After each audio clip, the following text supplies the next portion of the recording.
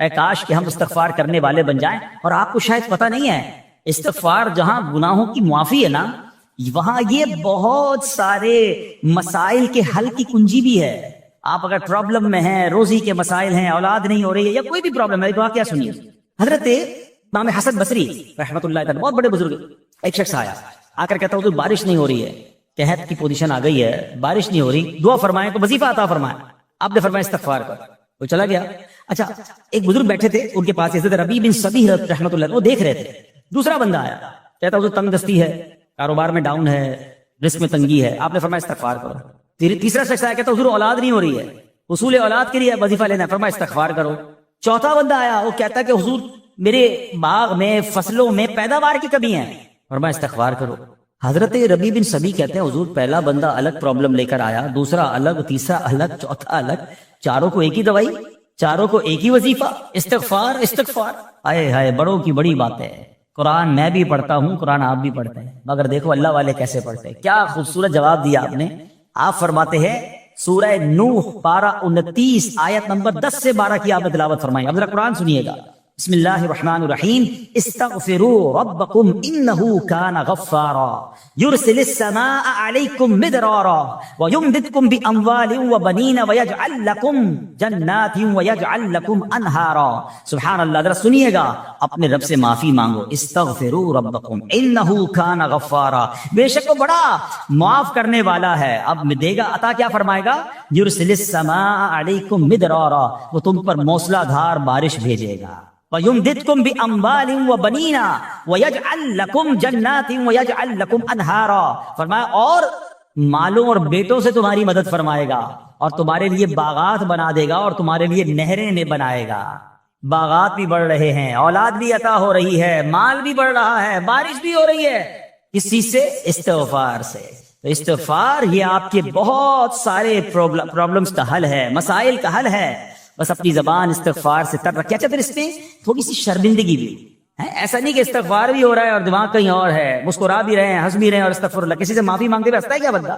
استغفر اللہ ربی من کل ذنب واتوب الیہ. یا اللہ میں اپنے سارے گناہوں سے تجھ سے معافی مانگ رہا ہوں. بہت سارے استغفار کے سیکھے ہیں. استغفر اللہ العظیم من کل ذنب عظیم. اے اللہ میں تجھ سے استغفار کرتا ہوں، وہ رب جو بہت عظیم ہے، اپنے سارے بڑے گناہوں سے میں استغفار کرتا ہوں. الگ الگ سیغوں سے اللہ کی بارگاہ میں استغفار کریں. ہو سکے تو کبھی گناہ یاد آئیں تو آنسو بھی بہ رہے ہوں، مگر یہ استغفار اللہ کو بڑا پسند ہے، معافی رب کو بہت پسند ہے. ابو اللیث سمرقندی رحمۃ اللہ تعالی لکھتے ہیں پچھلی قوموں میں ایک شخص تھا، اس نے بہت گناہ کیے تھے. ایک بار اس نے اپنی پچھلی زندگی کے بارے میں سوچا، گناہوں کے بارے میں غور و فکر کیا تو اسے شرمندگی ہوئی. اس نے نادم و شرمندہ ہو کر 3 مرتبہ کہا اللہم غفرانک اللہم غفرانک اللہم غفرانک. اے اللہ تیری بخشش، اے اللہ تیری بخشش، اے اللہ پاک تیری بخشش. اسی لمحے اس کو موت آ گئی اور اللہ پاک نے اس کی بخشش فرما دی. آئیے ہم بھی پڑھ لیتے اللہم غفرانک اللہم غفرانک اللہم غفرانک. استغفار کرنا، توبہ کرنا، گناہ یاد کر کے شرمندہ ہونا، یہ اللہ کو کتنا پسند ہے. ایک سبحان اللہ اس کے بارے میں چند برکتیں آپ کو بیان کرتا ہوں. بڑی عظیم برکت یہ ہے کہ اس کی بدولت بندے کا تنگی اور غم دور ہو جاتا ہے. حدیث پاک میں ہے جو ہمیشہ استغفار کرتا رہے اللہ پاک اس کے لیے ہر تنگی سے نکلنے کا راستہ بناتا ہے، ہر فکر و غم سے اسے خلاصی عطا فرماتا ہے. اس کی ایک برکت یہ بھی ہے کہ ایسے بندے کو اللہ پاک غیب سے رزق عطا فرماتا ہے. حدیث پاک میں ہے استغفار کرنے والے کو اللہ وہاں سے رزق عطا فرماتا ہے جہاں اس کا گمان بھی نہیں ہوتا ہے. اتنی مہنگائی ہے، اتنی مشکلیں ہیں، اتنی تنگی ہے، لوگ قرضے میں ہیں، کبھی ادھر جاتے ہو کبھی ادھر جاتے ہو.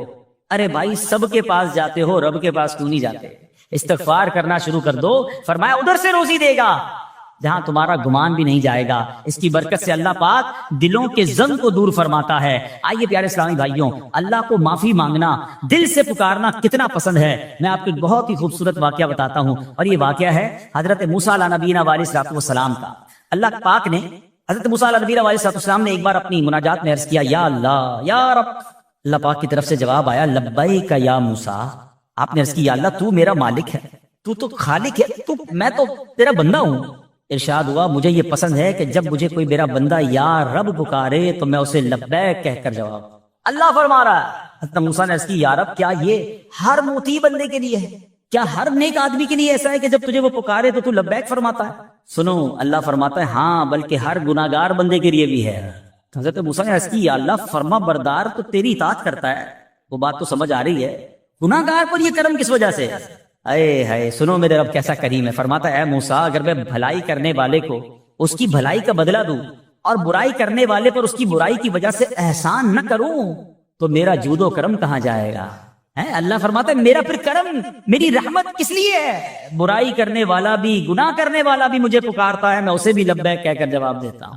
حضرت موسیٰ علیہ نبینا علیہ الصلوۃ والسلام کو ایک بار وحی نازل ہوئی کہ اے موسیٰ فلاں علاقے میں جاؤ، ہمارا ایک نیک بندہ اس کا انتقال ہو گیا ہے، جا کے اس کو غسل دو، اس کو کفن دو اور اس کا جنازہ پڑھو. حضرت موسیٰ وہاں پہنچ گئے اور جب وہاں جا کر آپ نے لوگوں سے کہا کہ مجھے فلاں بندے کے پاس لے جاؤ جس کا انتقال ہوا ہے، مجھے غسل دینا ہے، کفن پڑھنا ہے، جنازہ پڑھنا ہے. لوگوں نے کہا حضرت یہ تو زمانے کا گناہگار بڑا بےہودہ بڑا بدکار شخص تھا، آپ کو رب کا حکم تھا، آپ نے غسل بھی دیا، کفن بھی پہنایا، جنازہ بھی پڑھا، پھر رب کی بارگاہ میں عرض کی مولا بندے تو یہ کہہ رہے یہ تو بہت برا آدمی تھا، تو نے مجھے بھیجا اور فرمایا تیرا پیارا بندہ، میں نے جنازہ بھی پڑھ دیا، غسل اور کفن بھی دیا. اب ذرا آپ سوچیں کہ کسی کا جنازہ حضرت موسیٰ پڑھ دیں تو اس کی تو بخشش کا تو کوئی مسئلہ ہی کوئی نہیں نا، وہ تو اللہ کے نبی جس کا جنازہ پڑھے غسل دے تو یا اللہ تو نے ایسا انتظام فرما دیا. تو رب کریم کی طرف سے پتہ ہے کیا جواب آتا ہے؟ اللہ فرماتا ہے اے موسیٰ بندے سچ کہتے ہیں، یہ بندہ واقعی بڑا گناہگار تھا. جو علاقے والے شہر کے لوگ کہہ رہے ہیں نا ٹھیک کہہ رہے ہیں، یہ بندہ تھا ہی ایسا. یا اللہ جب اتنا گناہگار تو اتنی بڑی مہربانی کس وجہ سے؟ ارشاد ہوا اے موسیٰ اس بندے نے مرنے سے پہلے مجھ سے 5 کلمات کے ذریعے بات کی، مناجات کی، مجھے پکارا، 5 سینٹنس تھے، 5 کلمے تھے، اور اے موسیٰ اس کی وجہ سے میں نے اس کی مغفرت فرما دی. حضرت موسیٰ کہتے ہیں یا اللہ وہ 5 کلمے تو بتا دے، وہ 5 کیسے جملے تھے کہ علاقے میں سب سے مشہور بدکار اور اس کا انتقال ہو تو رب مغفرت بھی فرمائے اور اپنے نبی کو فرمائے جا کے جنازہ پڑھو. تو آپ نے کہا یا اللہ وہ 5 کلمات بتا دے. اب ذرا یہ 5 کلمات سنیے گا. ایکچولی جو بات سمجھنی ہے نا، استغفار ہے کیا، معافی مانگنا ہے کیا، توبہ کیا ہے. اللہ فرماتا نا کہ ہم نے سنا کہ جو بندہ اللہ سے استغفار کرتا ہے اللہ اسے دیکھ کر مسکراتا ہے. اس کی وجہ یہ کہ بندہ رب کی بارگاہ میں اپنے آپ کو سرنڈر کرتا ہے، اپنے گناہ یاد کرتا ہے، اپنی کم مائگی کا اظہار کرتا ہے. وہ کہتے ہیں نا الندم التوبہ، شرمندگی توبہ. شرمندہ ہو جائے نا انسان. دنیا میں پتہ کیا معاملہ ہے، ہم کسی عدالت میں جا کر کہہ دیں ہم نے جرم کیا ہے، اقبال جرم، ٹھیک ہے، تو کیا ہوتا ہے جج کہتا ہے پھر اس کو گرفتار کرو اور سزا سناؤ. بندہ خود ہی مان رہا ہے، گواہوں کی ضرورت کیا ہے. دنیا کی عدالت میں اقبال جرم پر سزا ملتی ہے. میرے رب کی رحمت کی عدالت دیکھو، بندہ وہاں جا کر اقبال جرم کر لے، شرمندہ ہو جائے، معافی مانگ لے، اللہ اس کے سارے گناہ معاف فرما دیتا. یہ فرق ہے دنیا والوں میں اور رب کی عدالت میں. سبحان اللہ. وہ حضرت موسیٰ کہتے ہیں یا اللہ وہ 5 کلمے بتا، اور بتائے گئے تو وہ 5 کلمے سنیے گا ذرا. وہ بندہ کہتا ہے مرنے سے پہلے اے رب تو جانتا ہے میں نیکوں سے محبت کرتا ہوں اگرچہ خود نیک نہیں ہوں. یا رب تو جانتا ہے میں فاسقوں سے بغض رکھتا ہوں اگرچہ میں خود فاسق ہوں. سمجھ رہے بات؟ اے اللہ نیکوں سے پیار کرتا ہوں، مجھے پتا ہے میں خود نیک نہیں ہوں. میں گناہ گاروں سے نفرت کرتا ہوں حالانکہ میں خود بھی گناہ گار ہوں. کہیں بھی اپنی بڑائی نہیں ہے، میں گناہ گار، میں بدکار، مگر اللہ میں پیار کرتا ہوں نیک لوگوں سے.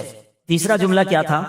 یا رب اگر مجھے معلوم ہو جائے کہ میرے جنت میں داخل ہونے سے تیری ملکیت میں کوئی کمی آ جائے گی تو اللہ میں تجھ سے پھر جنت کا سوال کرنا چھوڑ دوں گا.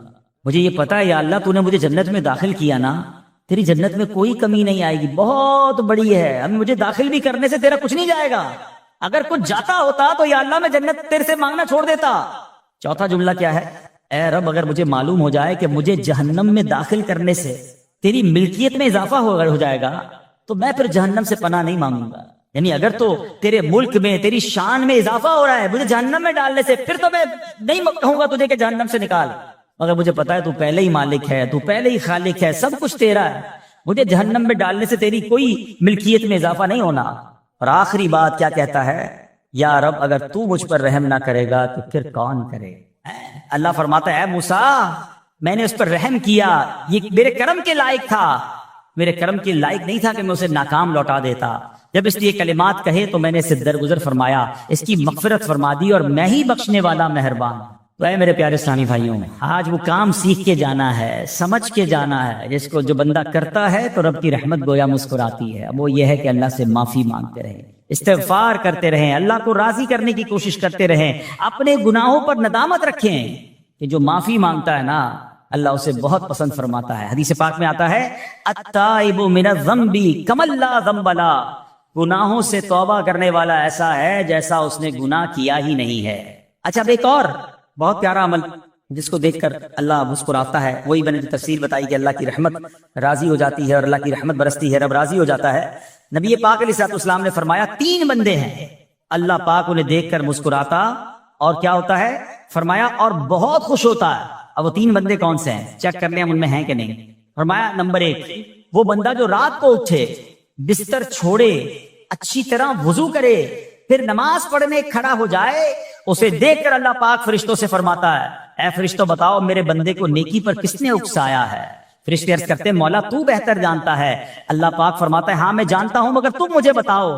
فرشتے عرض کرتے ہیں اے مالک کریم تو نے اسے ایک چیز یعنی جہنم کا خوف دیا ہے, یہ اس سے ڈرتا ہے. اے اللہ تو نے ان کو ایک چیز جنت کی امید دلائی ہے, یہ اس کی امید رکھتا ہے. اے اللہ یہی خوف اور امید ہے جس نے اسے رات کی نیند قربان کر کے تیرے حضور کھڑے ہونے پر ابھارا ہے.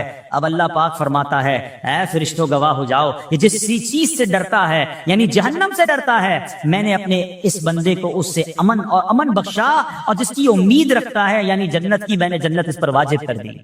رات اٹھ کر جب دنیا سوئی ہو بندہ اٹھ کر تہجد کی نماز ادا کرے, اللہ کی بارگاہ میں آنسو بہائے, اللہ فرشتوں کے سامنے گویا فخر فرماتا. دوسرے نمبر پر سنو, فرمایا دوسرا وہ شخص جو حق و باطل کی لڑائی میں شریک ہوا, ثابت قدم رہا یہاں تک کہ شہید ہو گیا, یا اللہ پاک نے اسے فتح عطا فرمائی. اللہ اس بندے کو دیکھ کر بھی مسکراتا ہے. جہاد کرنے والے مجاہدین یا تو شہید ہو جائیں یا غازی ہو کر لوٹے اللہ کی رضا کے لیے, اللہ کی رحمت ان پر بھی چھما چھم برستی ہے. اور تیسرے نمبر پر فرمایا تیسرا وہ بندہ جو رات کو سفر کرتا ہے, یہاں تک کہ رات کے آخری حصے میں جب کہیں ٹھہرتا ہے تو اس کے ساتھ والے سو جاتے ہیں مگر وہ کھڑا ہو کر نماز پڑھنے لگتا ہے. اس بندے کو دیکھ کر بھی اللہ پاک مسکراتا ہے. اجتماعی عبادت کے بڑے فائدے ہیں. اجتماع میں آنا, محفل میں آنا, دعا میں شرکت کرنا بہت اچھی بات, مگر اپنی عادت ایسے بھی بنائیں کہ کچھ عبادتیں ایسی کریں کہ میں جانوں اور رب جانے. یہ جو رات اٹھ کر دعا کا لطف ہے, رات اٹھ کر جو نماز پڑھنے کا لطف ہے نا, جب ساری دنیا سو رہی ہے اور بندہ اپنے رب کی بارگاہ میں حاضر ہے. علماء کہتے ہیں دن کے نوافل کے مقابلے میں رات کے نوافل افضل ہیں, کیونکہ رات سکون ہوتا ہے, رات رقت قلبی ملتی ہے. سبحان اللہ, رحمت الہی چھما چھم برستی ہے.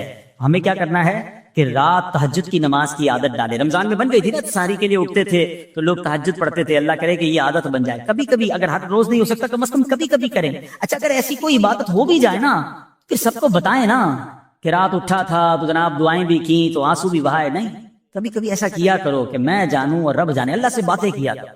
میں آپ کو صحیح بتاؤں, آپ مجھے ایک بات بتائیں, یہ تو آپ نے سن بھی لیا کہ اللہ کی رحمت کس قدر برستی ہے اس پر. زندگی میں بھی جب کبھی ہم پریشان ہوں اور رات نیند نہ آئے, کبھی کبھی ایسا ہوتا ہے پریشانی میں نیند نہیں آتی, کروٹیں بدل رہا ہوتا ہے انسان, اور اس کروٹ بدلتے بدلتے میں آپ کی جب والدہ حیات ہوگی یا ماشاءاللہ جن کے پاس ماں موجود ہے, ماں جیسی ہستی کہاں ملتی ہے. ایک بار اور سن لو, دنیا کی بہت ساری چیزیں میرے اور آپ کے پاس ہیں جو ریپلیسیبل ہیں, جو بدلی جا سکتی ہیں. موبائل فون لیتے ہیں, بڑی خوشی سے لیتے ہیں, مگر نیا ماڈل آتا ہے تو لوگ بدل لیتے ہیں. سواری لیتے ہیں, بڑی خوشی ہوتی ہے, مگر جب نئی سواری آتی ہے تو ریپلیس بدل دیتے ہیں. ماڈل نیا آ گیا بھائی, اب وہ پرانی لگتی ہے. اگر یاد رکھو ماں باپ چلے جائیں نا, اس کے بعد ماں باپ دوبارہ نہیں ملتے. ان کا کوئی نیا ورژن یا نیا ماڈل نہیں ہے. ہیں تو ان کی قدر کر لو, ان کی دعائیں لے لو. ہیں تو بہرحال آپ کبھی کبھی تکلیف میں ایسا ہوا ہو کہ رات کو نیند نہ آئی ہو, بے قرار ہو کر ماں کے پاس گیا, آنکھوں میں آنسو لے کر کہ ماں میں پریشان ہوں, بیمار ہوں, یا قرضے میں ہوں, یا فلاں پرابلم ہے. ماں نے کیا کیا تھا, کروٹ بدل کر سو گئی تھی کہ بیٹا تو جان تیرا کام جانے, یا ماں خود بھی بیدار ہو گئی, سینے لگایا اور دعا کرنا شروع کر دی. بھائی ہم روئے تو ماں بھی روئی. یہ ہے نا ماں. میری تکلیف, ایسا لگتا ہے کہ مجھے کبھی کبھی یہ فیصلہ کرنا مشکل ہوتا تھا کہ تکلیف مجھے زیادہ ہوتی ہے میری تکلیف میں, میری والدہ کو زیادہ ہوتی ہے. بیمار میں ہوں, تکلیف اسے, یہ رشتہ کہاں ملتا ہے. مگر مجھے ایک بات بتاؤ, جب میری تکلیف پر رات نیند چھوڑ کر, بستر چھوڑ کر میں ماں کے پاس گیا, ماں نے سینے لگایا, تو اگر میں اپنا بستر چھوڑ کر آنکھوں میں آنسو لیے میری ماں سے مجھے کہیں زیادہ پیار کرنے والے رب کی بارگاہ میں چلا گیا, تو اس کی رحمت کیا مجھے مایوس کر دی. میری ماں کے دل میں جو مامتا ہے نا, وہ بھی میرے رب نے ڈالی ہے. تو رب کی رحمت کتنی ہوگی. تو کبھی کبھی اللہ کی بارگاہ میں رات کے اس پہر حاضر ہوا کرو. جو پرابلم ہے آپ کی, جو مشکل ہے آپ کی, آپ یقین کریں, آپ اللہ کی بارگاہ میں تہجد کے وقت رات کے آخری پہر آنسو بہائیں, دعائیں کریں, نوافل پڑھیں, پھر دیکھیے آپ کے دل کو تسلی کیسے ہوتی ہے. آپ کا ایمان تازہ ہو جائے گا, اور آپ نے دیکھا کہ ایسے وقت عبادت کرنے والوں سے رب کتنا راضی ہوتا ہے. اللہ کرے یہ بات ہمیں سمجھ آ جائے.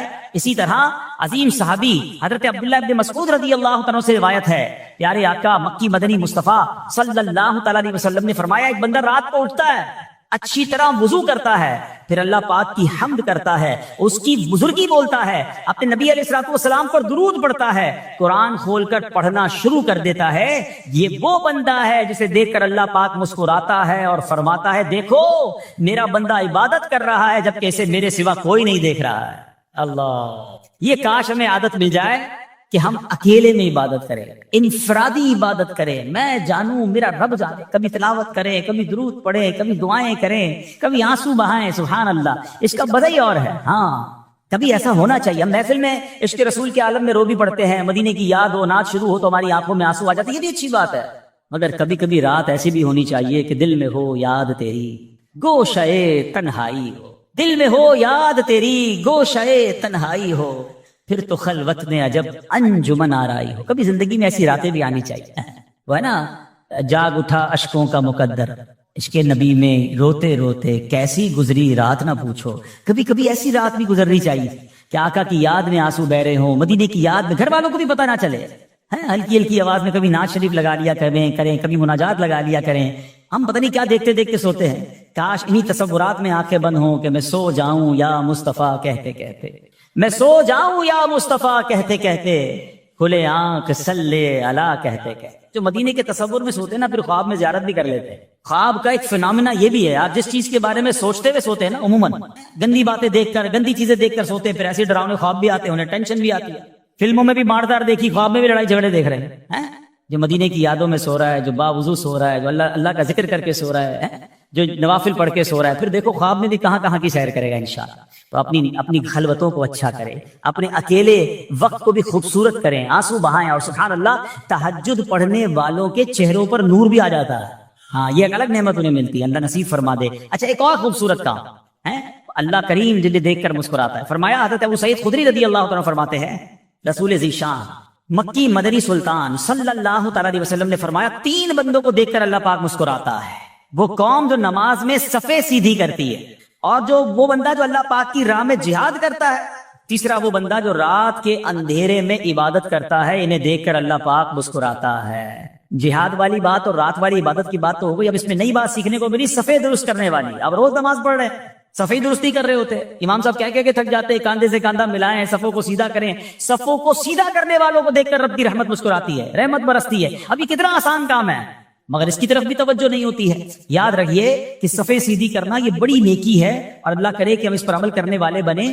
اور صفیں درست نہ کرنا ترک واجب، ناجائز اور گناہ ہے۔ سیدھی صفیں نہیں کرتے، نہیں ناجائز کرتے ہیں، گناہ کرتے ہیں۔ صف درست نہ کرنے سے نماز ناقص رہ جاتی ہے۔ اور یہ بعض اوقات لوگ کہتے ہیں یار ہمیں نماز میں وسوسے بہت آتے ہیں، روایتوں میں آتا ہے صف درست نہ کرنا نماز میں وسوسے آنے کا سبب ہے۔ صفیں ٹھیک نہیں ہوگی نا، عجیب عجیب سی باتیں دماغ میں آئیں گی۔ کیوں؟ حدیث پاک میں آتا ہے شیطان تمہارے درمیان بھیڑ کے بچے کی طرح گھس جاتا ہے، شیطان صفوں میں گھس جاتا ہے۔ صف سیدھی نہ کرنے میں چہرہ بگڑنے کا اندیشہ ہے۔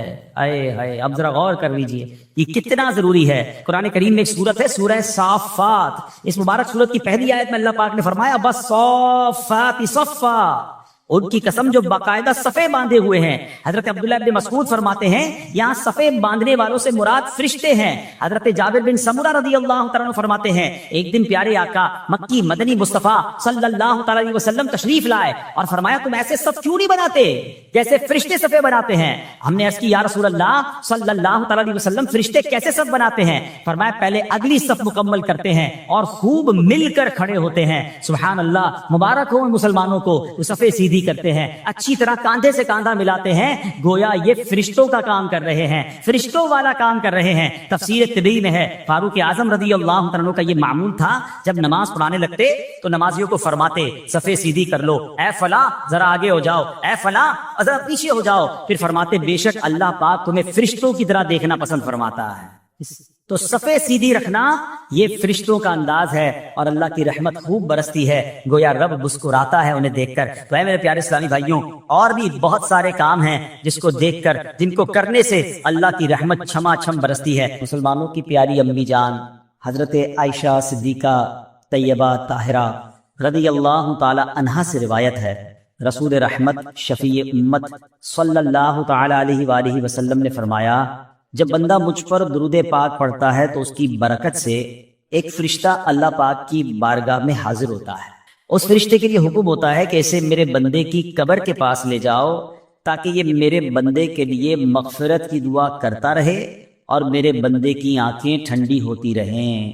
ذات والا پہ بار بار درود، ذات والا پہ بار بار درود، بار بار اور بے شمار درود۔ قبر بے خوب کام آتی ہے، بے قصوں کی ہے یار غار درود۔ صلو علی الحبیب صلی اللہ تعالی علی محمد صلی اللہ علیہ وسلم۔ پیارے پیارے اسلامی بھائیوں، کچھ دنوں پہلے ہی کی بات ہے، ایک شور اٹھا کہ ماہ رمضان کا چاند نظر آ گیا، اور جیسے ہی رمضان آیا مسجدوں کی رونقیں بڑھ گئیں، نمازیوں کی تعداد بڑھ گئی۔ ایک عجب سما تھا سحری کا، ایک روحانی منظر تھا افطار کا۔ نوجوان، بوڑھے، بچے، اسلامی بہنیں سبھی عبادت میں مشغول ہو گئیں۔ دیکھتے ہی دیکھتے عشرہ رحمت گیا، عشرہ مغفرت آیا، وہ بھی جدا ہوا۔ ہمیں لگا کہ ہم عشرہ رحمت اور عشرہ مغفرت میں ویسی عبادت نہیں کر سکے، اب آخری عشرے میں خوب عبادت کر لیں گے، تاک راتیں بھی ہیں، مگر غفلت میں وہ آخری عشرہ بھی گزار دیا۔ رمضان ہمیں تڑپا کر، بہاریں لٹا کر، برکتیں عطا کر کے ہم سے اب جدا ہو چکا ہے۔ اب رمضان یقیناً اگلے سال بھی آئے گا، مگر یہ نہیں پتا کہ ہم اس رمضان میں ہوں گے یا نہیں ہوں گے۔ ہمیں یہ بھی نہیں معلوم ہماری مغفرت ہوئی کہ نہیں۔ ہم رب کریم سے دعا کرتے ہیں کہ اللہ، جن لوگوں نے تجھے راضی کیا ان کا واسطہ ہم سے راضی ہو جا، جن لوگوں کی مغفرت فرمائی ان کا واسطہ ہماری مغفرت فرما دے۔ ماہ رمضان کی بس اب یاد ہی باقی رہ گئی ہے، اب رمضان کے بعد کی زندگی ہے۔ اب زندگی ہمیں ایسے گزارنی ہے کہ جو ہم نے رمضان میں روحانیت حاصل کی، جو برکتیں حاصل کی، جو ہمیں تقوی کی سوغات رمضان سے ملی ہے، کہیں وہ ضائع نہ ہو جائے۔ ہمارا دشمن آزاد ہو چکا ہے، شیطان حملہ کرنے کے لیے بھرپور تیاری پر آمادہ ہے۔ کئی لوگوں کو تو اس نے پہلے 2 دنوں میں ہی مسجد سے دور کر دیا ہوگا۔ اب ہمیں بھی غور کرنا ہے کہ کیا ہمیں بھی اپنی ساری عبادتیں، ساری ریاضتیں، ساری روحانیت ضائع کرنی ہے یا نہیں۔ ہم نے انشاءاللہ اس کو کنٹینیو کرنا ہے جو ہم نے رمضان میں اعمال شروع کیے تھے، جو نیکیاں شروع کی تھی۔ بڑی پیاری ایک حدیث پاک ہے کہ رمضان وہ مہینہ ہے، من قام رمضان ایمانا و احتسابا غفر له ما تقدم من ذنبه، یعنی جو ایمان کے ساتھ ثواب کمانے کے لیے رمضان المبارک کے روزے رکھے، اس کے پچھلے گناہ معاف کر دیے جاتے ہیں۔ اور اب شوال کا مہینہ آیا نا، حدیث پاک میں ہے کہ جس نے رمضان کے روزے رکھے پھر 6 دن شوال میں روزے رکھے تو گناہوں سے ایسا پاک ہو جاتا ہے جیسا کہ ماں کے پیٹ سے آج ہی پیدا ہوا۔ تو وہ روحانیت کو برکت جاری رکھنی ہے۔ ابھی جو روزے بھی رکھنے ہیں نا، انشاءاللہ نفلی روزے رکھیں گے، 6 روزے رکھ لیں گے تو انشاءاللہ یہ برکت بھی حاصل ہو جائے۔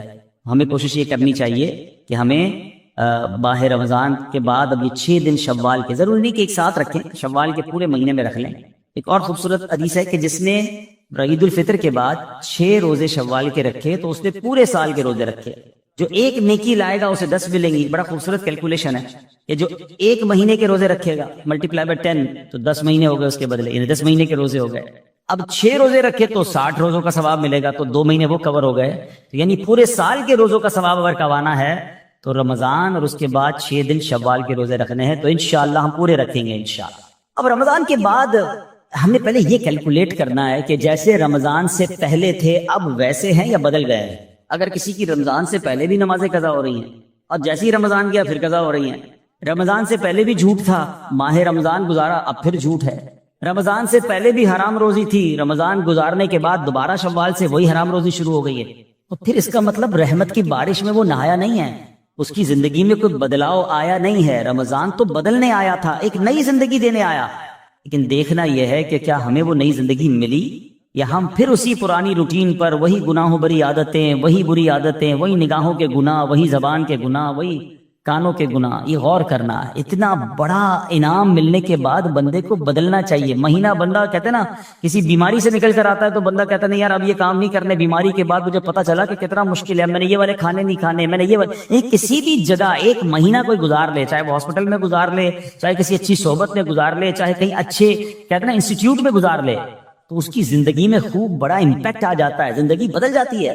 ہمیں تو پورا مہینہ رحمت کے سمندر میں رکھا گیا تھا، رحمت کی بارش میں رکھا گیا تھا، صبح بھی رحمت، شام بھی رحمت، افطار بھی رحمت، سحری بھی رحمت، دعائیں قبول ہو رہی تھیں، راتوں کو ایک عجب رونق تھی، ماشاءاللہ ہزاروں لاکھوں عاشقان رسول نے، بلکہ آل اوور دا ورلڈ دیکھے تو شاید کروڑوں لوگوں نے اعتکاف کیا۔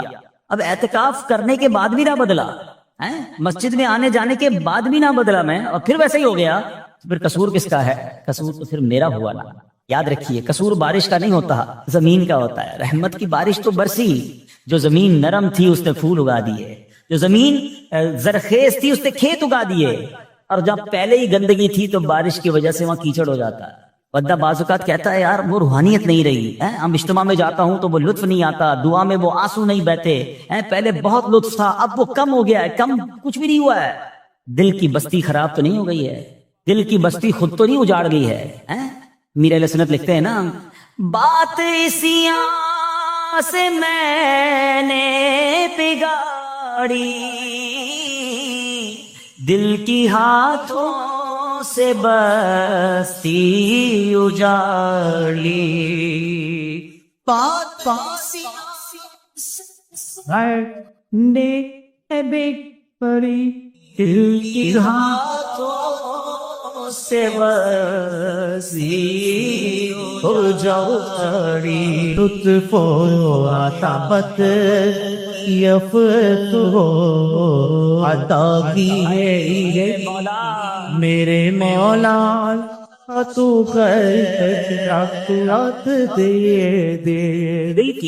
دل کی بستی اجڑنے دینی نہیں ہے، شیطان آیا ہے اجاڑنے کے لیے، پلان پورا ہے اس کا، اس سے سب چھین لینا ہے، اس کی نمازیں، اس کے روزے، اس کی آنسو، اس کی دعائیں، اس کے سجدے، اس کے صدقے، اس کی خیرات، اس کے چہرے پہ جو داڑھی سج گئی، سر پر جو امامے آ گئے، بہنوں نے جو پردے کی نیت کر لی، وہ آیا ہے بستی اجاڑنے، وہ آیا ہے ہم سے سب کچھ چھیننے۔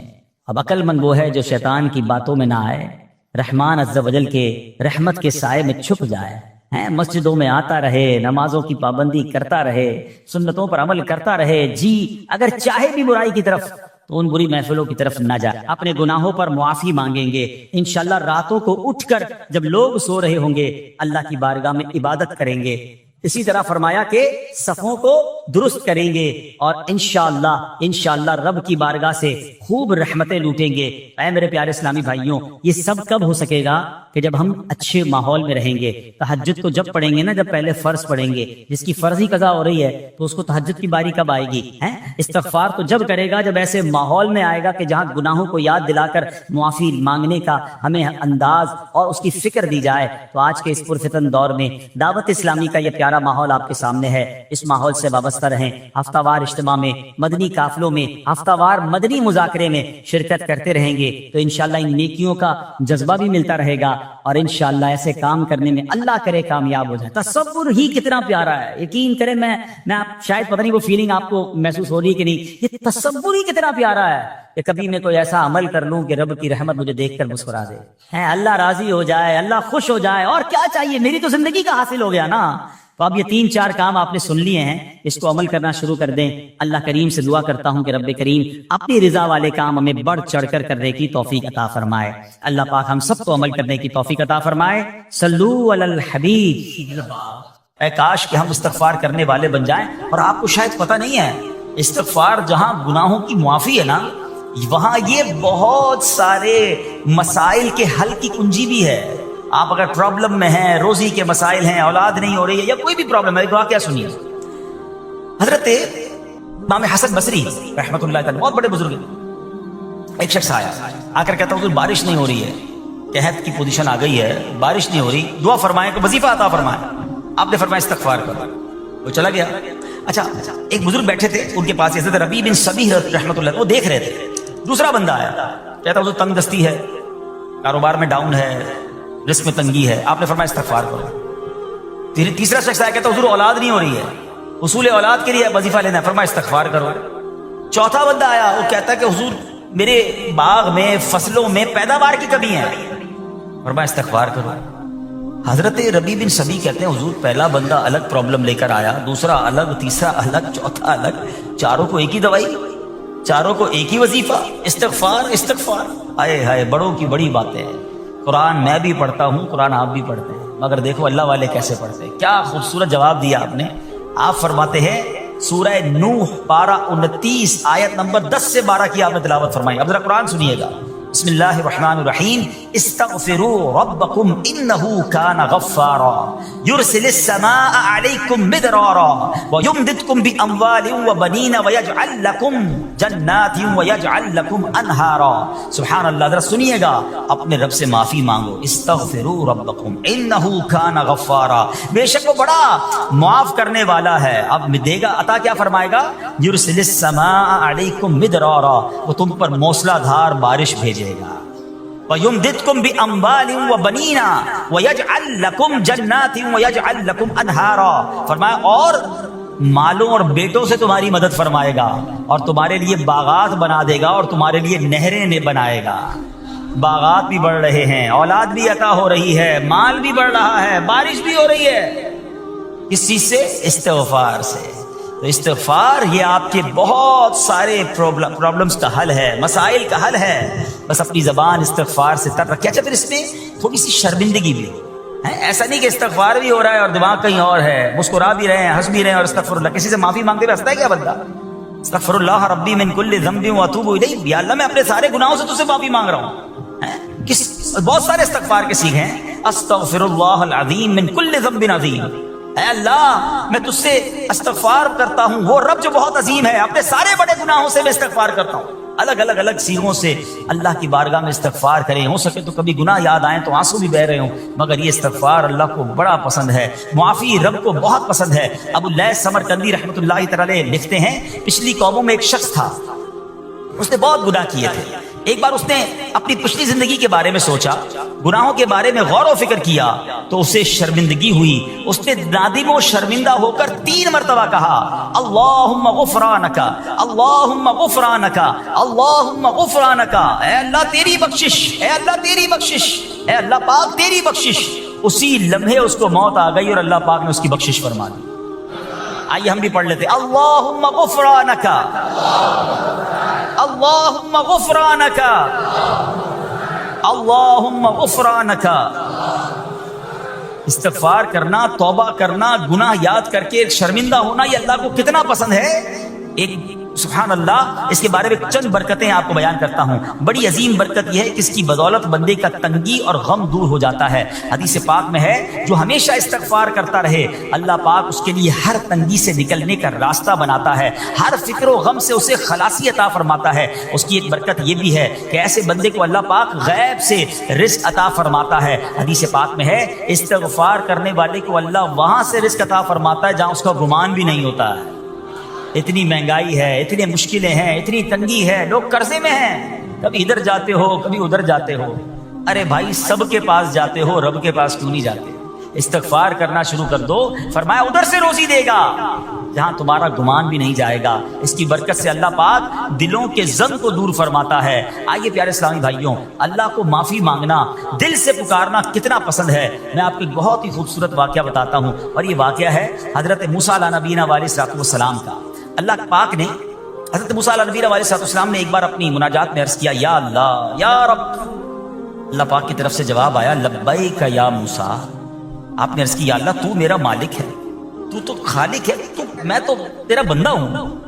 ارشاد ہوا, مجھے یہ پسند ہے کہ جب مجھے کوئی میرا بندہ یا رب پکارے تو میں اسے لبیک کہہ کر جواب. اللہ فرما رہا ہے, حضرت موسیٰ نے عرض کی, یا رب کیا یہ ہر مطیع بندے کے لیے ہے؟ کیا ہر نیک آدمی کے لیے ایسا ہے کہ جب تجھے وہ پکارے تو تو لبیک فرماتا ہے؟ سنو, اللہ فرماتا ہے, ہاں بلکہ ہر گناہگار بندے کے لیے بھی ہے. حضرت موسیٰ نے عرض کی, یا اللہ فرما بردار تو تیری اطاعت کرتا ہے, وہ بات تو سمجھ آ رہی ہے, گناہگار پر یہ کرم کس وجہ سے؟ اے ہے, سنو میرے رب کیسا کریم ہے. فرماتا ہے, اے موسیٰ اگر میں بھلائی کرنے والے کو اس کی بھلائی کا بدلہ دوں اور برائی کرنے والے پر اس کی برائی کی وجہ سے احسان نہ کروں تو میرا جود و کرم کہاں جائے گا؟ اللہ فرماتا ہے, میرا پھر کرم, میری رحمت کس لیے ہے؟ برائی کرنے والا بھی, گناہ کرنے والا بھی مجھے پکارتا ہے, میں اسے بھی لبیک کہہ کر جواب دیتا ہوں. حضرت موسیٰ علیہ نبینا علیہ السلام کو ایک بار وحی نازل ہوئی کہ اے موسیٰ فلاں علاقے میں جاؤ, ہمارا ایک نیک بندہ اس کا انتقال ہو گیا ہے, جا کے اس کو غسل دو, اس کو کفن دو اور اس کا جنازہ پڑھو. حضرت موسیٰ وہاں پہنچ گئے, اور جب وہاں جا کر آپ نے لوگوں سے کہا کہ مجھے فلاں بندے کے پاس لے جاؤ جس کا انتقال ہوا ہے, مجھے غسل دینا ہے, کفن پڑھنا ہے, جنازہ پڑھنا ہے. لوگوں نے کہا, حضرت یہ تو زمانے کا گناہگار, بڑا بےہودہ, بڑا بدکار شخص تھا, آپ کو رب کا حکم تھا, آپ نے غسل بھی دیا, کفن بھی پہنایا, جنازہ بھی پڑھا, پھر رب کی بارگاہ میں عرض کی مولا بندے تو یہ کہہ رہے ہیں یہ تو بہت برا آدمی تھا, تو نے مجھے بھیجا اور فرمایا تیرا پیارا بندہ, میں نے جنازہ بھی پڑھ دیا, غسل اور کفن بھی دیا. اب ذرا آپ سوچیں کہ کسی کا جنازہ حضرت موسیٰ پڑھ دیں تو اس کی تو بخشش کا تو کوئی مسئلہ ہی کوئی نہیں نا, وہ تو اللہ کے نبی جس کا جنازہ پڑھے غسل دے تو یا اللہ تو نے ایسا انتظام فرما دیا. تو رب کریم کی طرف سے پتہ کیا جواب آتا ہے, اللہ فرماتا ہے اے موسیٰ بندے سچ کہتے ہیں, یہ بندہ واقعی بڑا گناہگار تھا. جو علاقے والے شہر کے لوگ کہہ رہے ہیں نا ٹھیک کہہ رہے ہیں, یہ بندہ تھا ہی ایسا. یا اللہ جب اتنا گناہگار تو اتنی بڑی مہربانی کس وجہ سے؟ ارشاد ہوا اے موسیٰ اس بندے نے مرنے سے پہلے مجھ سے 5 کلمات کے ذریعے بات کی, مناجات کی, مجھے پکارا, 5 سینٹنس تھے, 5 کلمے تھے, اور اے موسیٰ اس کی وجہ سے میں نے اس کی مغفرت فرما دی. حضرت موسیٰ کہتے ہیں یا اللہ وہ 5 کلمے تو بتا دے, وہ 5 کیسے جملے تھے کہ علاقے میں سب سے مشہور بدکار اور اس کا انتقال ہو تو رب مغفرت بھی فرمائے اور اپنے نبی کو فرمائے جا کے جنازہ پڑھو. تو آپ نے کہا یا اللہ وہ 5 کلمات بتا دے. اب ذرا یہ 5 کلمات سنیے گا, ایکچولی جو بات سمجھنی ہے نا, استغفار ہے کیا, معافی مانگنا ہے کیا, توبہ کیا ہے. اللہ فرماتا نا کہ ہم نے سنا کہ جو بندہ اللہ سے استغفار کرتا ہے اللہ اسے دیکھ کر مسکراتا ہے. اس کی وجہ یہ کہ بندہ رب کی بارگاہ میں اپنے آپ کو سرنڈر کرتا ہے, اپنے گناہ یاد کرتا ہے, اپنی کم مائگی کا اظہار کرتا ہے. وہ کہتے ہیں الندم التوبہ, شرمندگی توبہ ہے. شرمندہ ہو جائے نا انسان. دنیا میں پتہ کیا معاملہ ہے, ہم کسی عدالت میں جا کر کہہ دیں ہم نے جرم کیا ہے, اقبال جرم, ٹھیک ہے, تو کیا ہوتا ہے, جج کہتا ہے پھر اس کو گرفتار کرو اور سزا سناؤ. بندہ خود ہی مان رہا ہے, گواہوں کی ضرورت کیا ہے. دنیا کی عدالت میں اقبال جرم پر سزا ملتی ہے. میرے رب کی رحمت کی عدالت دیکھو, بندہ وہاں جا کر اقبال جرم کر لے, شرمندہ ہو جائے, معافی مانگ لے, اللہ اس کے سارے گناہ معاف فرما دیتا ہے. یہ فرق ہے دنیا والوں میں اور رب کی عدالت میں. سبحان اللہ. وہ حضرت موسیٰ کہتے ہیں یا اللہ وہ 5 کلمے بتا, اور بتائے گئے تو وہ 5 کلمے سنیے گا ذرا. وہ بندہ کہتا ہے مرنے سے پہلے اے رب تو جانتا ہے میں نیکوں سے محبت کرتا ہوں اگرچہ خود نیک نہیں ہوں. یا رب تو جانتا ہے میں فاسقوں سے بغض رکھتا ہوں اگرچہ میں خود فاسق ہوں. سمجھ رہے بات؟ اے اللہ نیکوں سے پیار کرتا ہوں, مجھے پتا ہے میں خود نیک نہیں ہوں. میں گناہ گاروں سے نفرت کرتا ہوں حالانکہ میں خود بھی گناہ گار ہوں. کہیں بھی اپنی بڑائی نہیں ہے, میں گناہ گار, میں بدکار, مگر اللہ میں پیار کرتا ہوں نیک لوگوں سے. تیسرا جملہ کیا تھا, یا رب اگر مجھے معلوم ہو جائے کہ میرے جنت میں داخل ہونے سے تیری ملکیت میں کوئی کمی آ جائے گی تو اللہ میں تجھ سے پھر جنت کا سوال کرنا چھوڑ دوں گا. مجھے یہ پتا ہے یا اللہ تو نے مجھے جنت میں داخل کیا نا, تیری جنت میں کوئی کمی نہیں آئے گی, بہت بڑی ہے, ہمیں مجھے داخل بھی کرنے سے تیرا کچھ نہیں جائے گا. اگر کچھ جاتا ہوتا تو یا اللہ میں جنت تیرے سے مانگنا چھوڑ دیتا. چوتھا جملہ کیا ہے, اے رب اگر مجھے معلوم ہو جائے کہ مجھے جہنم میں داخل کرنے سے تیری ملکیت میں اضافہ ہو جائے گا تو میں پھر جہنم سے پناہ نہیں مانگوں گا. یعنی اگر تو تیرے ملک میں تیری شان میں اضافہ ہو رہا ہے مجھے جہنم میں ڈالنے سے, پھر تو میں نہیں کہوں گا تجھے کہ جہنم سے نکال. مگر مجھے پتا ہے تو پہلے ہی مالک ہے, تو پہلے ہی خالق ہے, سب کچھ تیرا ہے, مجھے جہنم میں ڈالنے سے تیری کوئی ملکیت میں اضافہ نہیں ہونا. اور آخری بات کیا کہتا ہے, یا رب اگر تو مجھ پر رحم نہ کرے گا تو پھر کون کرے. اللہ فرماتا ہے اے موسیٰ میں نے اس پر رحم کیا, یہ میرے کرم کے لائق تھا, میرے کرم کے لائق نہیں تھا کہ میں اسے ناکام لوٹا دیتا. جب اس لیے کلمات کہے تو میں نے اسے درگزر فرمایا, اس کی مغفرت فرما دی, اور میں ہی بخشنے والا مہربان. تو اے میرے پیارے اسلامی بھائیوں, آج وہ کام سیکھ کے جانا ہے, سمجھ کے جانا ہے, جس کو جو بندہ کرتا ہے تو رب کی رحمت گویا مسکراتی ہے. وہ یہ ہے کہ اللہ سے معافی مانگتے رہیں, استغفار کرتے رہیں, اللہ کو راضی کرنے کی کوشش کرتے رہیں, اپنے گناہوں پر ندامت رکھیں. کہ جو معافی مانگتا ہے نا اللہ اسے بہت پسند فرماتا ہے. حدیث پاک میں آتا ہے التائب من الذنب کمن لا ذنب له, گناہوں سے توبہ کرنے والا ایسا ہے جیسا اس نے گناہ کیا ہی نہیں ہے. اچھا اب ایک اور بہت پیارا عمل جس کو دیکھ کر اللہ مسکراتا ہے, وہی میں نے تفصیل بتائی کہ اللہ کی رحمت راضی ہو جاتی ہے اور اللہ کی رحمت برستی ہے, رب راضی ہو جاتا ہے. نبی پاک علیہ الصلوۃ والسلام نے فرمایا 3 بندے ہیں اللہ پاک انہیں دیکھ کر مسکراتا اور کیا ہوتا ہے, فرمایا اور بہت خوش ہوتا ہے. اب وہ 3 بندے کون سے ہیں, چیک کر لیں ہم ان میں ہیں کہ نہیں. فرمایا نمبر 1 وہ بندہ جو رات کو اٹھے, بستر چھوڑے, اچھی طرح وضو کرے, پھر نماز پڑھنے کھڑا ہو جائے، اسے دیکھ کر اللہ پاک فرشتوں سے فرماتا ہے اے فرشتوں بتاؤ میرے بندے کو نیکی پر کس نے اکسایا ہے؟ فرشتے عرض کرتے ہیں مولا تو بہتر جانتا ہے۔ اللہ پاک فرماتا ہے ہاں میں جانتا ہوں مگر تم مجھے بتاؤ۔ فرشتے عرض کرتے ہیں اے مالک کریم تو نے اسے ایک چیز یعنی جہنم کا خوف دیا ہے، یہ اس سے ڈرتا ہے۔ اے اللہ تو نے ان کو ایک چیز جنت کی امید دلائی ہے، یہ اس کی امید رکھتا ہے۔ اے اللہ یہی خوف اور امید ہے جس نے اسے رات کی نیند قربان کر کے تیرے حضور کھڑے ہونے پر ابھارا ہے۔ اب اللہ پاک فرماتا ہے اے فرشتوں گواہ ہو جاؤ، جس چیز سے ڈرتا ہے یعنی جہنم سے ڈرتا ہے، میں نے اپنے اس بندے کو اس سے امن بخشا، اور جس کی امید رکھتا ہے یعنی جنت کی، میں نے جنت اس پر واجب کر دی۔ رات اٹھ کر جب دنیا سوئی ہو بندہ اٹھ کر تہجد کی نماز ادا کرے، اللہ کی بارگاہ میں آنسو بہائے، اللہ فرشتوں کے سامنے گویا فخر فرماتا۔ دوسرے نمبر پر سنو، فرمایا دوسرا وہ شخص جو حق و باطل کی لڑائی میں شریک ہوا، ثابت قدم رہا یہاں تک کہ شہید ہو گیا، یا اللہ پاک نے اسے فتح عطا فرمائی، اللہ اس بندے کو دیکھ کر بھی مسکراتا ہے۔ جہاد کرنے والے مجاہدین یا تو شہید ہو جائیں یا غازی ہو کر لوٹے اللہ کی رضا کے لیے، اللہ کی رحمت ان پر بھی چھما چھم برستی ہے۔ اور تیسرے نمبر پر فرمایا تیسرا وہ بندہ جو رات کو سفر کرتا ہے، یہاں تک کہ رات کے آخری حصے میں جب کہیں ٹھہرتا ہے تو اس کے ساتھ والے سو جاتے ہیں مگر وہ کھڑا ہو کر نماز پڑھنے لگتا ہے، اس بندے کو دیکھ کر بھی اللہ پاک مسکراتا ہے۔ اجتماعی عبادت کے بڑے فائدے ہیں، اجتماع میں آنا، محفل میں آنا، دعا میں شرکت کرنا بہت اچھی بات ہے، مگر اپنی عادت ایسے بھی بنائیں کہ کچھ عبادتیں ایسی کریں کہ میں جانوں اور رب جانے۔ یہ جو رات اٹھ کر دعا کا لطف ہے، رات اٹھ کر جو نماز پڑھنے کا لطف ہے نا، جب ساری دنیا سو رہی ہے اور بندہ اپنے رب کی بارگاہ میں حاضر ہے۔ علماء کہتے ہیں دن کے نوافل کے مقابلے میں رات کے نوافل افضل ہیں، کیونکہ رات سکون ہوتا ہے، رات رقت قلبی ملتی ہے، سبحان اللہ، رحمت الہی چھما چھم برستی ہے۔ ہمیں کیا کرنا ہے کہ رات تہجد کی نماز کی عادت ڈالے۔ رمضان میں بن گئی تھی نا، سحری کے لیے اٹھتے تھے تو لوگ تہجد پڑھتے تھے، اللہ کرے کہ یہ عادت بن جائے، کبھی کبھی، اگر ہر روز نہیں ہو سکتا کم از کم کبھی کبھی کریں۔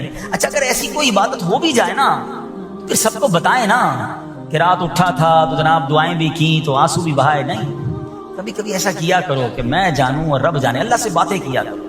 میں آپ کو صحیح بتاؤں، آپ مجھے ایک بات بتائیں، یہ تو آپ نے سن بھی لیا کہ اللہ کی رحمت کس قدر برستی ہے اس پر، زندگی میں بھی جب کبھی ہم پریشان ہوں اور رات نیند نہ آئے، کبھی کبھی ایسا ہوتا ہے پریشانی میں نیند نہیں آتی، کروٹیں بدل رہا ہوتا ہے انسان، اور اس کروٹ بدلتے بدلتے میں آپ کی جب والدہ حیات ہوگی یا ماشاءاللہ جن کے پاس ماں موجود ہے، ماں جیسی ہستی کہاں ملتی ہے پھر۔ ایک بار اور سن لو، دنیا کی بہت ساری چیزیں میرے اور آپ کے پاس ہیں جو ریپلیسیبل ہیں، جو بدلی جا سکتی ہیں۔ موبائل فون لیتے ہیں بڑی خوشی سے لیتے ہیں، مگر نیا ماڈل آتا ہے تو لوگ بدل لیتے ہیں۔ سواری لیتے ہیں بڑی خوشی ہوتی ہے، مگر جب نئی سواری آتی ہے تو ریپلیس بدل دیتے ہیں، ماڈل نیا آ گیا بھائی اب وہ پرانی لگتی ہے۔ مگر یاد رکھو ماں باپ چلے جائیں نا اس کے بعد ماں باپ دوبارہ نہیں ملتے، ان کا کوئی نیا ورژن یا نیا ماڈل نہیں ہے تو ان کی قدر کر لو، ان کی دعائیں لے لو۔ تو بہرحال آپ کبھی کبھی تکلیف میں ایسا ہوا ہو کہ رات کو نیند نہ آئی ہو، بے قرار ہو کر ماں کے پاس گیا، آنکھوں میں آنسو لے کر کہ ماں میں پریشان ہوں، بیمار ہوں، یا قرضے میں ہوں، یا فلاں پرابلم ہے۔ ماں نے کیا کیا تھا؟ کروٹ بدل کر سو گئی تھی کہ بیٹا تو جان تیرا کام جانے، یا ماں خود بھی بیدار ہو گئی، سینے لگایا اور دعا کرنا شروع کر دی؟ ہم روئے تو ماں بھی روئی، یہ ہے نا ماں۔ میری تکلیف، ایسا لگتا ہے کہ مجھے کبھی کبھی یہ فیصلہ کرنا مشکل ہوتا تھا کہ تکلیف مجھے زیادہ ہوتی ہے میری تکلیف میں، یا میری والدہ کو زیادہ ہوتی ہے؟ بیمار میں ہوں، تکلیف اسے ہے، یہ رشتہ کہاں ملتا ہے؟ مگر مجھے ایک بات بتاؤ، جب میری تکلیف پر رات نیند چھوڑ کر بستر چھوڑ کر میں ماں کے پاس گیا، ماں نے سینے لگایا، تو اگر میں اپنا بستر چھوڑ کر آنکھوں میں آنسو لیے میری ماں سے مجھے کہیں زیادہ پیار کرنے والے رب کی بارگاہ میں چلا گیا تو اس کی رحمت کیا مجھے مایوس کر دے گی؟ میری ماں کے دل میں جو ممتا ہے نا وہ بھی میرے رب نے ڈالی ہے، تو رب کی رحمت کتنی ہوگی؟ تو کبھی کبھی اللہ کی بارگاہ میں رات کے اس پہر حاضر ہوا کر، جو پرابلم ہے آپ کی، جو مشکل ہے آپ کی، آپ یقین کریں، آپ اللہ کی بارگاہ میں تہجد کے وقت رات کے آخری پہر آنسو بہائیں، دعائیں کریں، نوافل پڑھیں، پھر دیکھیے آپ کے دل کو تسلی کیسے ہوتی ہے، آپ کا ایمان تازہ ہو جائے گا، اور آپ نے دیکھا کہ ایسے وقت عبادت کرنے والوں سے رب کتنا راضی ہوتا ہے۔ اللہ کرے یہ بات ہمیں سمجھ آ جائے۔ اسی طرح عظیم صحابی حضرت عبداللہ ابن مسعود رضی اللہ تعالیٰ سے روایت ہے، پیارے آقا مکی مدنی مصطفیٰ صلی اللہ تعالیٰ علیہ وسلم نے فرمایا، ایک بندہ رات کو اٹھتا ہے، اچھی طرح وضو کرتا ہے، پھر اللہ پاک کی حمد کرتا ہے، اس کی بزرگی بولتا ہے، اپنے نبی علیہ الصلوۃ والسلام پر درود پڑھتا ہے، قرآن کھول کر پڑھنا شروع کر دیتا ہے، یہ وہ بندہ ہے جسے دیکھ کر اللہ پاک مسکراتا ہے اور فرماتا ہے دیکھو میرا بندہ عبادت کر رہا ہے جبکہ اسے میرے سوا کوئی نہیں دیکھ رہا ہے۔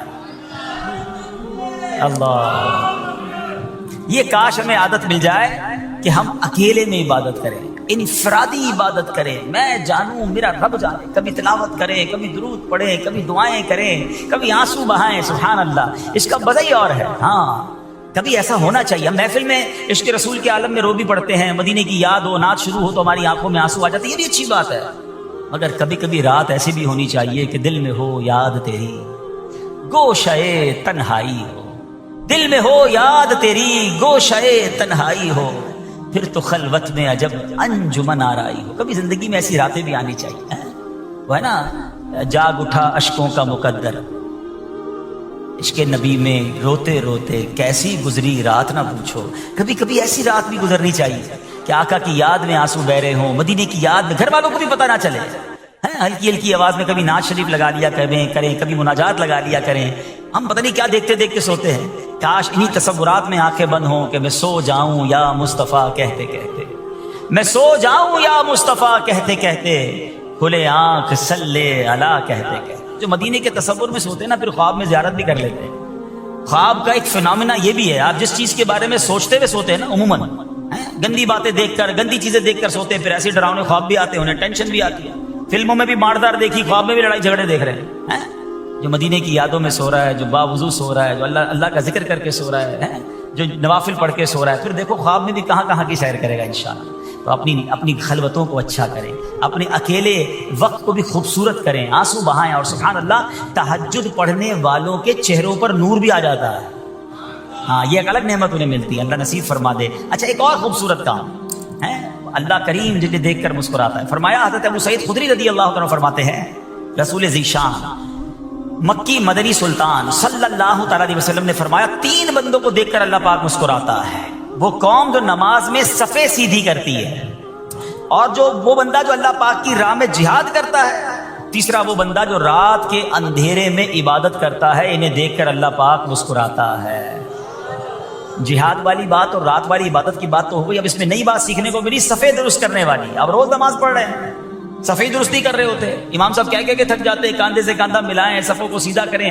صفوں کو سیدھا کرنے والوں کو دیکھ کر رب کی رحمت مسکراتی ہے، رحمت برستی ہے۔ اب یہ کتنا آسان کام ہے، مگر اس کی طرف بھی توجہ نہیں ہوتی ہے۔ یاد رکھیے کہ صفیں سیدھی کرنا یہ بڑی نیکی ہے، اور اللہ کرے کہ ہم اس پر عمل کرنے والے بنیں۔ اور صفیں درست نہ کرنا ترک واجب، ناجائز اور گناہ ہے۔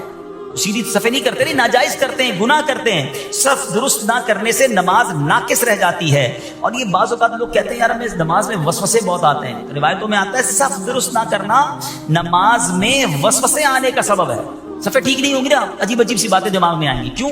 حدیث پاک میں آتا ہے شیطان تمہارے درمیان بھیڑ کے بچے کی طرح گھس جاتا ہے، شیطان صفوں میں گھس جاتا ہے۔ صف سیدھی نہ کرنے میں چہرہ بگڑنے کا اندیشہ ہے۔ اے ہائے، اب ذرا غور کر لیجئے یہ کتنا ضروری ہے۔ قرآن کریم میں ایک سورت ہے سورہ صافات، اس مبارک سورت کی پہلی آیت میں اللہ پاک نے فرمایا والصافات صفا، ان کی قسم جو باقاعدہ صفیں باندھے ہوئے ہیں۔ حضرت عبداللہ بن مسعود فرماتے ہیں یہاں صفیں باندھنے والوں سے مراد فرشتے ہیں۔ حضرت جابر بن سمرہ رضی اللہ تعالیٰ عنہ فرماتے ہیں ایک دن پیارے آقا مکی مدنی مصطفیٰ صلی اللہ تعالیٰ علیہ وسلم تشریف لائے اور فرمایا تم ایسے صف کیوں نہیں بناتے جیسے فرشتے صفیں بناتے ہیں؟ ہم نے عرض کی یا رسول اللہ صلی اللہ تعالیٰ علیہ وسلم فرشتے کیسے صف بناتے ہیں؟ فرمایا پہلے اگلی صف مکمل کرتے ہیں اور خوب مل کر کھڑے ہوتے ہیں۔ سبحان اللہ، مبارک ہو ان مسلمانوں کو جو صفیں سیدھی کرتے ہیں، اچھی طرح کاندھے سے کاندھا ملاتے ہیں، گویا یہ فرشتوں کا کام کر رہے ہیں، فرشتوں والا کام کر رہے ہیں۔ تفسیر طبری میں ہے فاروق اعظم رضی اللہ تعالیٰ عنہ کا یہ معمول تھا، جب نماز پڑھانے لگتے تو نمازیوں کو فرماتے صفیں سیدھی کر لو، اے فلاں ذرا آگے ہو جاؤ، اے فلاں ذرا پیچھے ہو جاؤ، پھر فرماتے بے شک اللہ پاک تمہیں فرشتوں کی طرح دیکھنا پسند فرماتا ہے۔ تو صفیں سیدھی رکھنا یہ فرشتوں کا انداز ہے اور اللہ کی رحمت خوب برستی ہے، گویا رب مسکراتا ہے انہیں دیکھ کر۔ میرے پیارے اسلامی بھائیوں، اور بھی بہت سارے کام ہیں جس کو دیکھ کر، جن کو کرنے سے اللہ کی رحمت چھما چھم برستی ہے۔ مسلمانوں کی پیاری امی جان حضرت عائشہ صدیقہ طیبہ طاہرہ رضی اللہ تعالی عنہا سے روایت ہے، رسول رحمت شفیع امت صلی اللہ تعالی علیہ وآلہ وسلم نے فرمایا، جب بندہ مجھ پر درود پاک پڑھتا ہے تو اس کی برکت سے ایک فرشتہ اللہ پاک کی بارگاہ میں حاضر ہوتا ہے۔ اس فرشتے کے لیے حکم ہوتا ہے کہ اسے میرے بندے کی قبر کے پاس لے جاؤ تاکہ یہ میرے بندے کے لیے مغفرت کی دعا کرتا رہے اور میرے بندے کی آنکھیں ٹھنڈی ہوتی رہیں۔ ذات والا پہ بار بار درود، ذات والا پہ بار بار درود، بار بار اور بے شمار درود، قبر میں خوب کام آتی ہے، بے کسوں کی ہے یار غار درود۔ صلو علی الحبیب صلی اللہ تعالی علی محمد صلی اللہ علیہ وسلم۔ پیارے پیارے اسلامی بھائیوں، کچھ دنوں پہلے ہی کی بات ہے، ایک شور اٹھا کہ ماہ رمضان کا چاند نظر آ گیا، اور جیسے ہی رمضان آیا مسجدوں کی رونقیں بڑھ گئیں، نمازیوں کی تعداد بڑھ گئی۔ ایک عجب سما تھا سحری کا، ایک روحانی منظر تھا افطار کا۔ نوجوان، بوڑھے، بچے، اسلامی بہنیں سبھی عبادت میں مشغول ہو گئیں۔ دیکھتے ہی دیکھتے عشرہ رحمت گیا، عشرہ مغفرت آیا، وہ بھی جدا ہوا۔ ہمیں لگا کہ ہم عشرہ رحمت اور عشرہ مغفرت میں ویسی عبادت نہیں کر سکے، اب آخری عشرے میں خوب عبادت کر لیں گے، طاق راتیں بھی ہیں، مگر غفلت میں وہ آخری عشرہ بھی گزار دیا۔ رمضان ہمیں تڑپا کر، بہاریں لٹا کر، برکتیں عطا کر کے ہم سے اب جدا ہو چکا ہے۔ اب رمضان یقیناً اگلے سال بھی آئے گا، مگر یہ نہیں پتہ کہ ہم اس رمضان میں ہوں گے یا نہیں ہوں گے۔ ہمیں یہ بھی نہیں معلوم ہماری مغفرت ہوئی کہ نہیں۔ ہم رب کریم سے دعا کرتے ہیں کہ اللہ، جن لوگوں نے تجھے راضی کیا ان کا واسطہ ہم سے راضی ہو جا، جن لوگوں کی مغفرت فرمائی ان کا واسطہ ہماری مغفرت فرما دے۔ ماہ رمضان کی بس اب یاد ہی باقی رہ گئی ہے، اب رمضان کے بعد کی زندگی ہے۔ اب زندگی ہمیں ایسے گزارنی ہے کہ جو ہم نے رمضان میں روحانیت حاصل کی، جو برکتیں حاصل کی، جو ہمیں تقوی کی سوغات رمضان سے ملی ہے، کہیں وہ ضائع نہ ہو جائے۔ ہمارا دشمن آزاد ہو چکا ہے، شیطان حملہ کرنے کے لیے بھرپور تیاری پر آمادہ ہے۔ کئی لوگوں کو تو اس نے پہلے 2 دنوں میں ہی مسجد سے دور کر دیا ہوگا۔ اب ہمیں بھی غور کرنا ہے کہ کیا ہمیں بھی اپنی ساری عبادتیں، ساری ریاضتیں، ساری روحانیت ضائع کرنی ہے یا نہیں۔ ہم نے انشاءاللہ اس کو کنٹینیو کرنا ہے جو ہم نے رمضان میں اعمال شروع کیے تھے، جو نیکیاں شروع کی تھی۔ بڑی پیاری ایک حدیث پاک ہے کہ رمضان وہ مہینہ ہے، من قام رمضان ایمانا و احتسابا غفر له ما تقدم من ذنبہ، یعنی جو ایمان کے ساتھ ثواب کمانے کے لیے رمضان المبارک کے روزے رکھے، اس کے پچھلے گناہ معاف کر دیے جاتے ہیں۔ اور اب شوال کا مہینہ آیا نا، حدیث پاک میں ہے کہ جس نے رمضان کے روزے رکھے پھر 6 دن شوال میں روزے رکھے تو گناہوں سے ایسا پاک ہو جاتا ہے جیسا کہ ماں کے پیٹ سے آج ہی پیدا ہوا ہو۔ تو وہ روحانیت، وہ برکت جاری رکھنی ہے۔ ابھی تو روزے بھی رکھنے ہیں نا انشاءاللہ، نفلی روزے رکھیں گے، 6 روزے رکھ لیں گے تو انشاءاللہ یہ برکت بھی حاصل ہو جائے گی۔ ہمیں کوشش یہ کرنی چاہیے کہ ہمیں ماہ رمضان کے بعد اب یہ 6 دن شوال کے، ضروری نہیں کہ ایک ساتھ رکھیں، شوال کے پورے مہینے میں رکھ لیں۔ ایک اور خوبصورت حدیث ہے کہ جس نے عید الفطر کے بعد 6 روزے شوال کے رکھے تو اس نے پورے سال کے روزے رکھے۔ جو ایک نیکی لائے گا اسے 10 ملیں گی۔ بڑا خوبصورت کیلکولیشن ہے یہ، جو 1 مہینے کے روزے رکھے گا ملٹیپلائی بائی 10 تو 10 مہینے ہو گئے اس کے بدلے، یعنی 10 مہینے کے روزے ہو گئے۔ اب 6 روزے رکھے تو 60 روزوں کا ثواب ملے گا، تو 2 مہینے وہ کور ہو گئے، یعنی پورے سال کے روزوں کا ثواب اگر کمانا ہے تو رمضان اور اس کے بعد 6 دن شوال کے روزے رکھنے ہیں۔ تو انشاءاللہ ہم پورے رکھیں گے انشاءاللہ۔ اب رمضان کے بعد ہم نے پہلے یہ کیلکولیٹ کرنا ہے کہ جیسے رمضان سے پہلے تھے اب ویسے ہیں یا بدل گئے ہیں۔ اگر کسی کی رمضان سے پہلے بھی نمازیں قضا ہو رہی ہیں اور جیسے ہی رمضان گیا پھر قضا ہو رہی ہیں، رمضان سے پہلے بھی جھوٹ تھا، ماہ رمضان گزارا اب پھر جھوٹ ہے، رمضان سے پہلے بھی حرام روزی تھی، رمضان گزارنے کے بعد دوبارہ شوال سے وہی حرام روزی شروع ہو گئی ہے، تو پھر اس کا مطلب رحمت کی بارش میں وہ نہایا نہیں ہے، اس کی زندگی میں کوئی بدلاؤ آیا نہیں ہے۔ رمضان تو بدلنے آیا تھا، ایک نئی زندگی دینے آیا، لیکن دیکھنا یہ ہے کہ کیا ہمیں وہ نئی زندگی ملی یا ہم پھر اسی پرانی روٹین پر، وہی گناہوں بری عادتیں، وہی بری عادتیں، وہی نگاہوں کے گناہ، وہی زبان کے گناہ، وہی کانوں کے گناہ، یہ غور کرنا ہے. اتنا بڑا انعام ملنے کے بعد بندے کو بدلنا چاہیے. مہینہ بندہ کہتے ہیں نا کسی بیماری سے نکل کر آتا ہے تو بندہ کہتا نہیں یار اب یہ کام نہیں کرنے. بیماری کے بعد مجھے پتہ چلا کہ کتنا مشکل ہے، میں نے یہ والے کھانے نہیں کھانے، میں نے یہ والے. کسی بھی جگہ ایک مہینہ کوئی گزار لے، چاہے وہ ہاسپٹل میں گزار لے، چاہے کسی اچھی صحبت میں گزار لے، چاہے کہیں اچھے کہتے ہیں نا انسٹیٹیوٹ میں گزار لے، تو اس کی زندگی میں خوب بڑا امپیکٹ آ جاتا ہے، زندگی بدل جاتی ہے. ہمیں تو پورا مہینہ رحمت کے سمندر میں رکھا گیا تھا، رحمت کی بارش میں رکھا گیا تھا. صبح بھی رحمت، شام بھی رحمت، افطار بھی رحمت، سحری بھی رحمت. دعائیں قبول ہو رہی تھیں، راتوں کو ایک عجب رونق تھی. ماشاءاللہ ہزاروں لاکھوں عاشقان رسول نے، بلکہ آل اوور دا ورلڈ دیکھے تو شاید کروڑوں لوگوں نے اعتکاف کیا. اب اعتکاف کرنے کے بعد بھی نہ بدلا، مسجد میں آنے جانے کے بعد بھی نہ بدلا میں، اور پھر ویسے ہی ہو گیا، تو پھر قصور کس کا ہے؟ قصور تو پھر میرا ہوا نا. یاد رکھیے قصور بارش کا نہیں ہوتا، زمین کا ہوتا ہے. رحمت کی بارش تو برسی، جو زمین نرم تھی اس نے پھول اگا دیے، جو زمین زرخیز تھی اس نے کھیت اگا دیے، اور جہاں پہلے ہی گندگی تھی تو بارش کی وجہ سے وہاں کیچڑ ہو جاتا ہے. بندہ بعض اوقات کہتا ہے یار وہ روحانیت نہیں رہی ہے، اب اجتماع میں جاتا ہوں تو وہ لطف نہیں آتا، دعا میں وہ آنسو نہیں بہتے ہیں، پہلے بہت لطف تھا اب وہ کم ہو گیا ہے. کم کچھ بھی نہیں ہوا ہے. دل کی بستی خراب تو نہیں ہو گئی ہے، دل کی بستی خود تو نہیں اجاڑ لی ہے. میر اہل سنت لکھتے ہیں نا، بات اسیاں سے میں نے بگاڑی،